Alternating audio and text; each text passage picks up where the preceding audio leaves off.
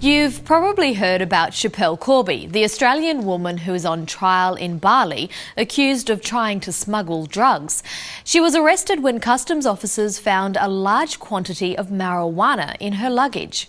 Well, in the past week, someone has come forward saying that it wasn't her fault, that someone else put drugs in her bag.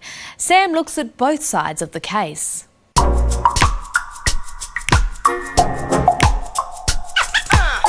Schapellecorby went to the tropical island of Bali for a holiday with family and friends, but she was arrested soon after she arrived.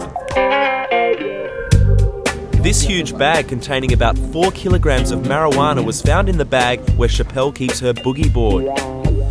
The Indonesian officers who arrested her claim she refused to open her bag at first. When she did, she admitted the drugs were hers.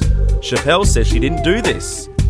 Bali is in Indonesia, and as far as Indonesian authorities are concerned, a person who sells illegal drugs or brings those drugs into a country is a drug trafficker.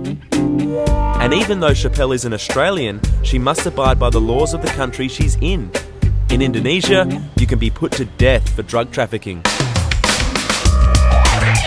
Schapelle says they weren't her drugs. To prove her story, she's asked that the bag of marijuana be inspected for fingerprints, but this hasn't happened. So, how did the drugs get into her bag? She says she doesn't know. But someone has given an official statement to Australian police claiming it was done by drug traffickers in Australia trying to smuggle marijuana between Brisbane and Sydney.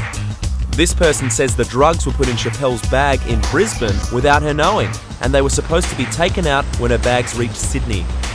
But they weren't, and the drugs went with her to Bali, where they were found by Indonesian authorities.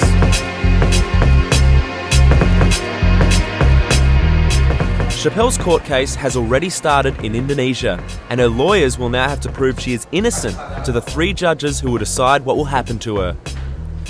That brings up some problems. How can you prove that someone else put drugs in her bag? Well, when people go to an airport, their luggage is weighed. If her boogie board bag was 4 kilos heavier in Bali than in Brisbane, it shows the drugs were probably put in after it was given to the airline. Well, they can't be sure because her bags weren't weighed separately. Airport security people x-ray bags, and that could prove what she says. But Brisbane Airport didn't x-ray her bags. They were x-rayed in Sydney, but the pictures were only kept for 3 days. And there are no security cameras in some of the areas where bags are handled by airport staff, so no one knows what happened there.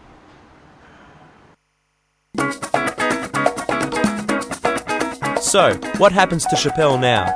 Well, police have spoken to the anonymous person who claimed Australian drug traffickers did it. The officers now have to find out if it's true. If it can be proven, the evidence will have to be given to the 3 judges in Bali before the court case finishes.